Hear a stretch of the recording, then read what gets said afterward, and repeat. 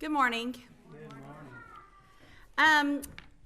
Announcements for today. If you're interested in becoming a member of Hillham Church or simply just want to learn more about our church, we would love to have you join us. Just let Pastor Mike know.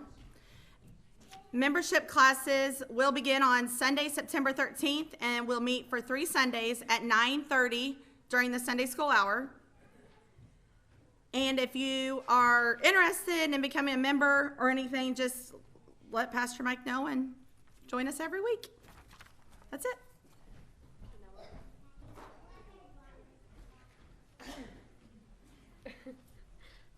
Hi, everyone. What's up? All right. Today is James 3:16 through 18. For wherever there is jealousy and self-ambition, there you will find disorder and evil of every kind. But the wisdom from above is first of all pure. It is also peace, loving, gentle at all times, and willing to yield to others. It is full of mercy and the fruit of good deeds. It shows no favoritism and is always sincere. And those who are peacemakers will plant seeds of peace and reap a harvest of righteousness. Yes. All right. Thank you, Peggy. Appreciate that. And I see some of them ready. They're ready already. Before they go to children's church, we have the kiddos to come, and they can be little givers as they go to children's church. And so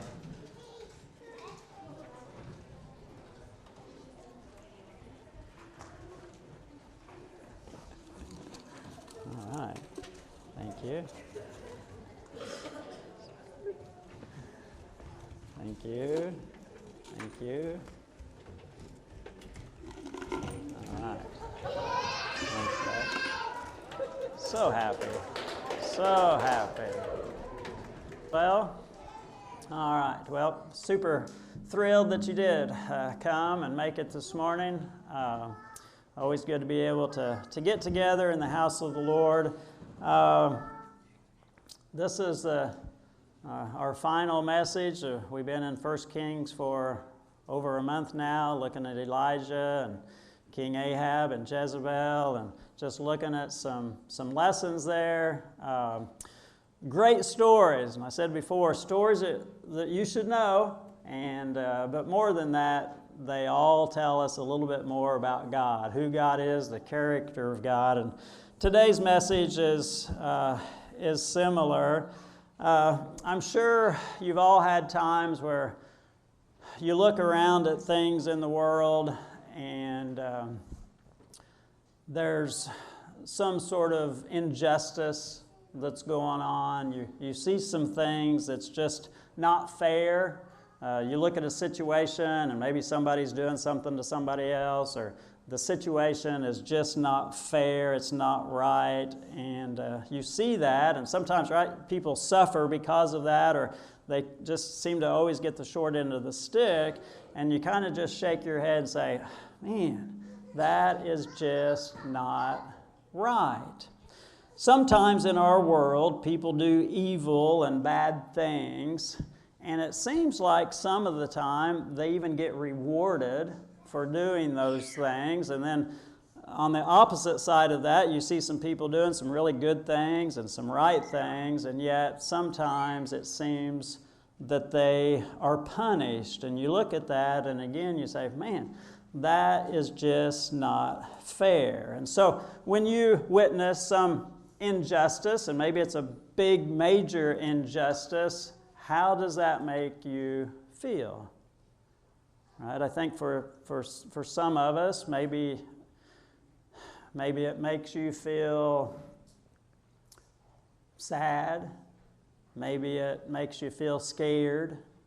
Maybe it makes you angry when there's injustice happening around you. But I think for all of us, we probably all, when we see that taking place or hear about that taking place, I think we all feel like, hey, somebody needs to step in and somebody needs to try and make this right. Somebody needs to do something about this injustice. And so in our last story today in 1 Kings, we're going to look at a story, and I think after we read it together and go through it, it'll be one of those times when you think, wow, that's just not right.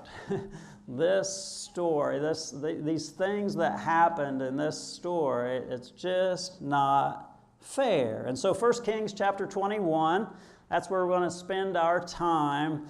And this story happened about, 3,000 years ago.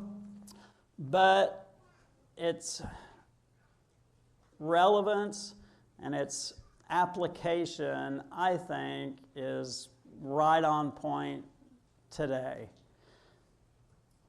The main point of this is life sometimes is unjust, but God never is. Life is sometimes unjust, but God never is.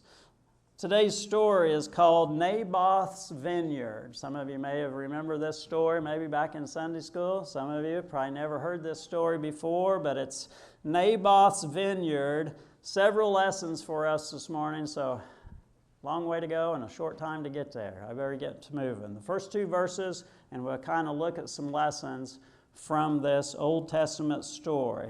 1 Kings chapter 21 verse 1 says, sometime later there was an incident involving a vineyard belonging to Naboth the Jezreelite.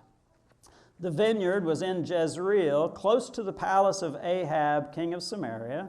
And Ahab said to Naboth, let me have your vineyard to use for a vegetable garden, since it's close to my palace. In exchange, I will give you a better vineyard, or, if you prefer, I will pay you whatever it's worth. And so we'll stop right there, and that's easy enough. You kind of you can kind of see what's going on there. Naboth owns this vineyard, and it's right beside Ahab's palace. And every day Ahab sees this vineyard right outside his window. He wants it. Right? He wants it more and more, and he has this plan in his head to get Naboth's vineyard and turn it into his own vegetable garden. And so he tries to strike a deal with Naboth. Hey, give me your vineyard, right? And I'll give you in exchange, I'm king, right? I've got lots of land. I got lots of vineyards. I got better vineyards than the one that you have. And so we can kind of swap. I'll give you whatever vineyard you would like to have. Or if it's money that you want, Naboth, I got lots of money, right? I can give you whatever it's worth and then some. You just tell me what you want. Anybody here ever wanted something really, really bad? We're in church today, people. Wow. All of our hands should have went up. Yes, you have wanted something really, really bad. It's okay. I'm not going to ask you to tell us what you wanted, right? But can we just be honest and say, yes, we've all wanted some things really, really bad. That's all right. Right? Maybe it was a person, right? Just be my friend, or go on a date with me, or marry me, right? And so, but doesn't have to just be a person, right? It can be a possession. You just want that thing. You've been looking at it, right? Every time you go to Amazon, you've already put it in your cart. It's just waiting there, and you see it every day. You want it really, really bad. Or a position. Right, you're kind of climbing the ladder, and there's a position that you kind of focusing in on, and that's what I want, right? We've all had those times. Ahab is fixated on this vineyard that he wants to turn it into his own vegetable garden. Now, the problem is that we're going to see Naboth's not all about that. Doesn't want to swap, doesn't want any money. Verse 3, but Naboth replied, the Lord forbid, right? That's important. the Lord forbid that I should give you the inheritance of my ancestors. And so what Naboth is saying is he believes that God has given him this land, his family land, and it's been passed on from generation to generation. And so Naboth said, you know what? I need to honor God, and I need to honor my family. And, right, Ahab might not be honoring God, which he's not. But Naboth is trying to do that. And he says, sorry, Ahab, right? I'm not giving up my land. And of course, this doesn't sit well with the king. King usually gets what the king wants, right? And so verse 4, Ahab goes home sullen and angry because Naboth the Jezreelite had said, I will not give you the inheritance of my ancestors. And so Ahab lay on his bed sulking and refused to eat. So Ahab throwing a pity party, right? We know, I'm not going to ask you to raise your hand anymore because we all have pity parties before too. And that's what Ahab is doing. The more he thinks about that vineyard and not being able to get it, the madder he gets. And so he's sulking. He can't have what he so desperately wants. And just think about that. I mean, is that just crazy? He's king. He has all the land. He has all the power, all the influence, and he's furious and upset because he can't have this one thing.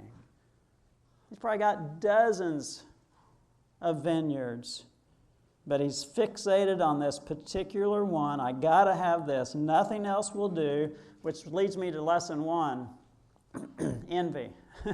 Envy robs your peace. Envy, according to Webster, it's a painful feeling that wants a success or a thing that another person has. And again, we all know how that feels, right? And again, it's not bad wanting some things, having the desires of your hearts and looking at some stuff, but we've all been there, right? I think about young couples starting out, maybe newlyweds. They got a small, humble beginning. Maybe their place is small, and they go to a friend's house, and their friends are a little, I don't know, they're a little ahead right now. Maybe a little ahead financially, maybe a little ahead in lots of the other areas, but they go and they visit this friend's house. And after they visit this friend's house, right, I can imagine the conversation on the way home. Wow, their bedroom's so big, their bathrooms are just huge, and they got so many of them in the backyard. Did you see their backyard, right? Their backyard just goes on, and it's just so wonderful.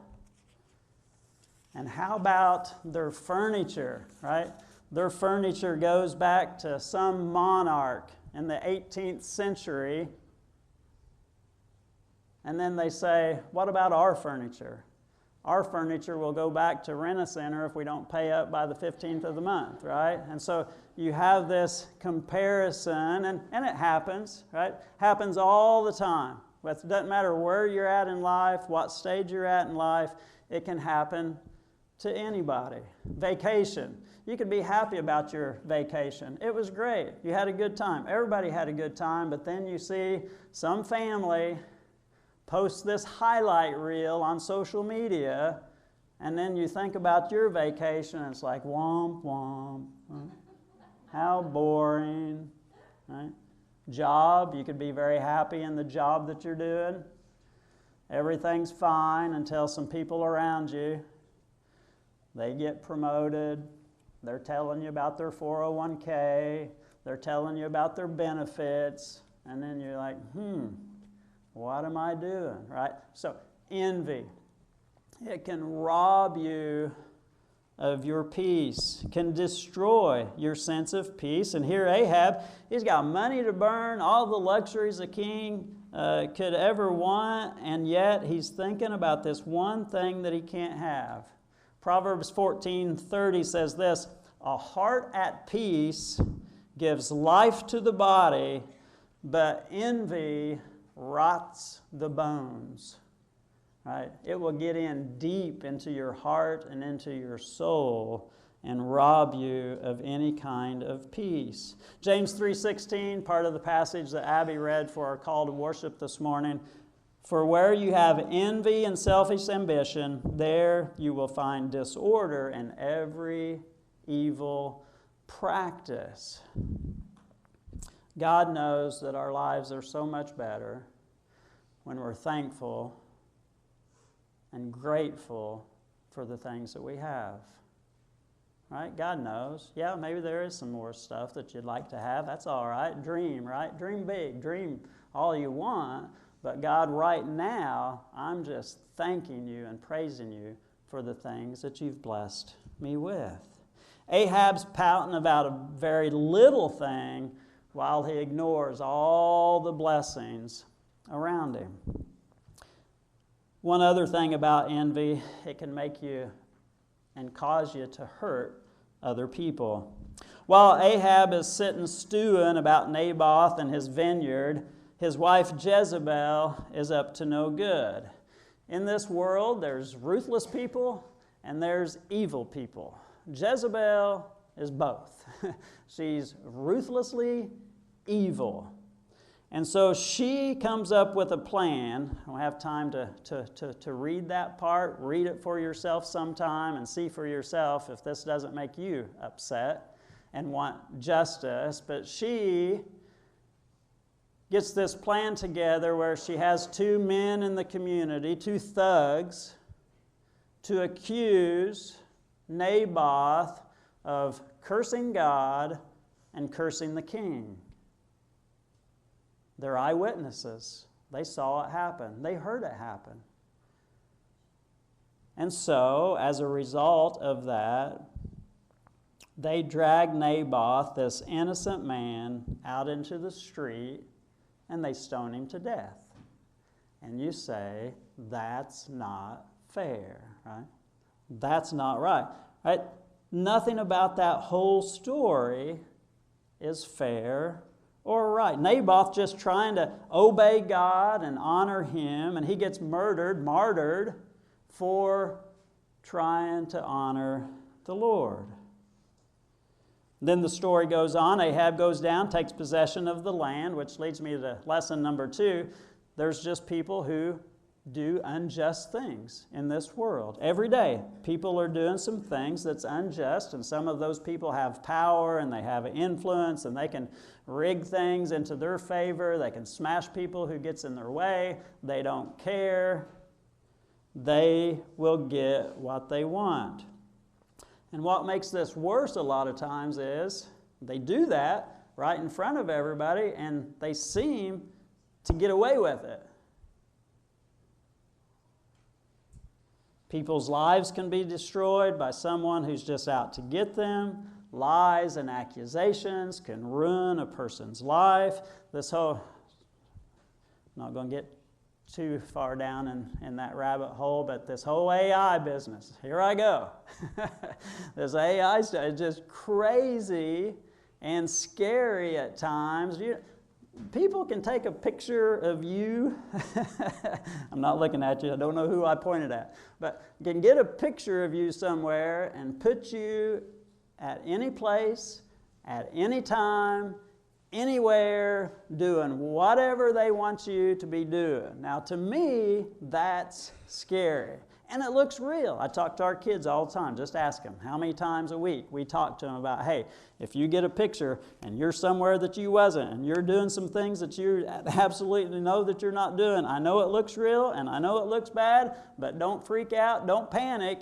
Everything's going to be okay. I get video stuff comes across my feed all the time, and I'm thinking, wow, that's crazy. Those people just jumped off this mountain, and they fell down, and they bounced back up on. That's not real. It looks real, and yeah, they have to sometimes say, Dad, you just been AI'd again. So young people and older people, take what you see, take what you hear, with a grain of salt. Just know there are some evil, wicked people out there who would like to see people suffer.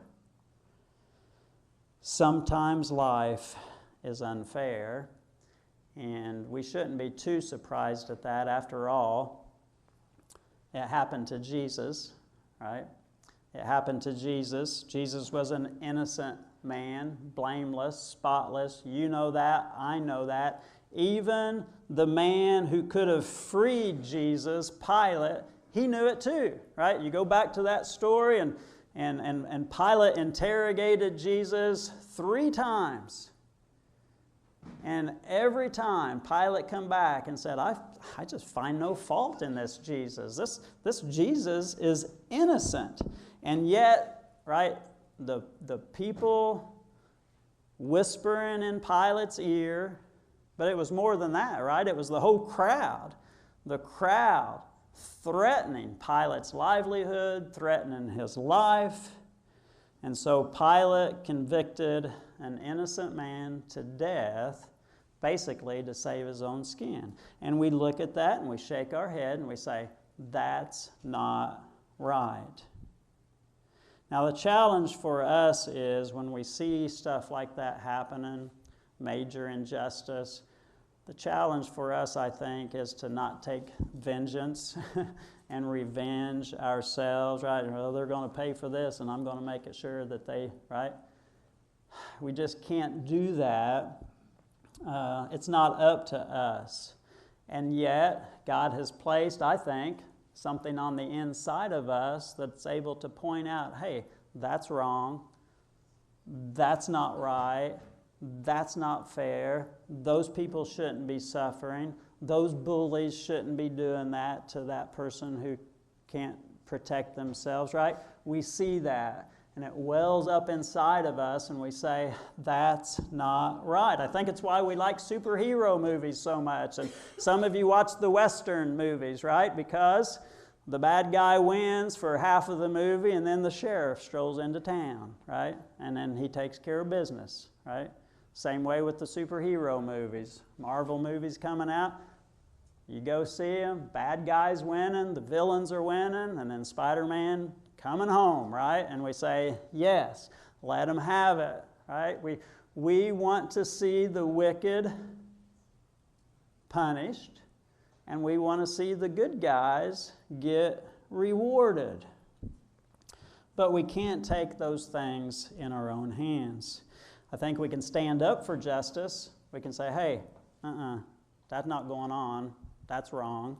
Yes, this is right. I'll support this. But Romans 12:9 says, do not take revenge, my dear friends. Leave room for God's wrath, for it is written. God says, it's mine. It's mine to avenge. I will repay, right? God will repay, which, lesson number 3, all the justice belongs to God. One of the character traits of God is being just. He's holy, He's right, He acts justly all the time. Nothing about God is shady or bent or broken. God is always just. And so when you see people doing some bad things, you see some injustice happening around you, causing people to suffer, just know God sees it all. Amen? God sees it all. He hears it all. God knows everything. And nobody's going to get away with anything. Ultimately, God promises to protect those who need protecting, but God also promises to punish those who are wicked. God always balances the books, right? God always balances the books. And He doesn't always balance them every Friday like I would like for Him to. But you can mark it down. God will balance the books. In our story, God's getting ready. He's fixing to balance the books with Ahab and Jezebel. They're getting ready to get what's coming to them. They've spent years doing evil, wicked things, just like what they did to Naboth. And God is getting ready to tell them, your time's up. Now again, it's a long section, so I'm going to summarize. Again, read it for yourself sometime this week, but our guy Elijah, God sends Elijah to tell Ahab and Jezebel, your guys' lives are going to end in a very gruesome way. And it's getting close to lunchtime, so I'm not going to go into all those gory details about what happened, but I will have to tell you just a little bit. God tells Elijah to tell them that, listen, Ahab, when you die, and you're going to die, the dogs are going to lick up your blood. Okay? I won't go any further than that. Well, no, I guess I will say this. He also tells Elijah to tell Jezebel that the dogs are actually going to literally eat you, right? Okay? So they're going to lick up Ahab's blood, and the dogs are going to eat Jezebel. All right? And God, almost as if he's saying, the wheels of my justice may grind slow, but they grind fine. And you guys are getting ready to find out. They had placed themselves under a curse. God's blessings was not going to flow on them anymore, only curses. And the Bible's clear, right? We all have a choice. You can choose blessings, or you can choose curses. And I pray, my prayer is that, right, we want to be on the side of choosing the blessings of God. There were times in Ahab's life where he would turn to God, and God was ready to bless Ahab. And about that time, every time Ahab turns away from God and does something stupid, something wicked, something evil. And so 3 years, if you read the story, 3 years from the time Naboth was stoned to death, 3 years later, God's promise comes to pass, and Ahab dies on the battlefield, which is crazy. You can read it. Guy shoots up an arrow randomly in the air, and it comes down, and it goes through a joint in Ahab's armor randomly and pierces his heart, and he dies. And later on, the dogs come, just like God promised, and licks up his blood. Ahab did not escape the justice of God. And you say, well, what about Jezebel? She was really the one that was worse than Ahab at times. What happened to her? Well, it took 12 years. 2 Kings chapter 9 tells us about her gruesome death. And again, not going to go into it, but just as God said, she in fact eaten by the dogs. The wheels of God's justice grind slow, but they grind exceedingly fine. And 3 years later for Ahab, 12 years later for Jezebel, justice was served. When people look like they're getting away with all kinds of bad things and evil things, just remember, God is just. And if you've been here's the warning, if you've been getting away with stuff, and you think nobody knows about it, and you think you can just continue to do that, I would just implore you to take a time out and say, God, I'm done with that. I'm not going to try to get away with this anymore. I need to ask for forgiveness, a change of heart, turn me back to you, receive forgiveness, and be in a spot to receive God's blessings, because God will balance the books one day. And you say, well, that's fine for Ahab and Jezebel, but what about poor Naboth? That's what, as I was reading this, I just kept going back to Naboth. Poor Naboth, right? Look, I mean, he's still dead. That's not right. He's not coming back to life. That's just not good at all. But here's what God is helping me to understand, and we'll close with this. Eternity is your home, right? Eternity is your home. And it was for Naboth. As a general rule, good things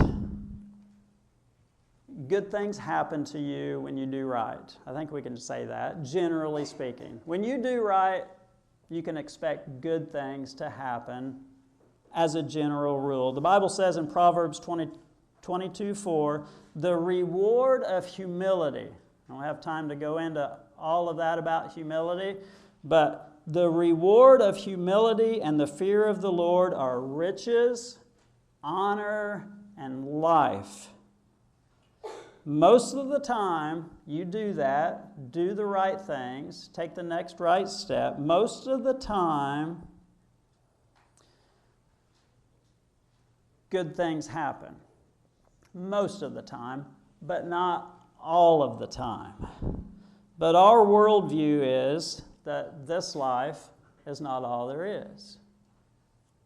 We know that this life is a trust, and it's just a temporary assignment. Our worldview is that death is not the end, it's actually the beginning. You all know John 3:16. For God so loved the world that he gave his one and only Son, that whosoever believes in him would not perish, but have everlasting life. You know the only way that you can get everlasting life? It's to leave this life, right? And for those of us who believe and trust in Jesus, we get to experience a blessed life here, blessings, favor, provision, protection. But one day we'll get to experience full life in heaven. But before we can get there, we have to pass through this portal of death.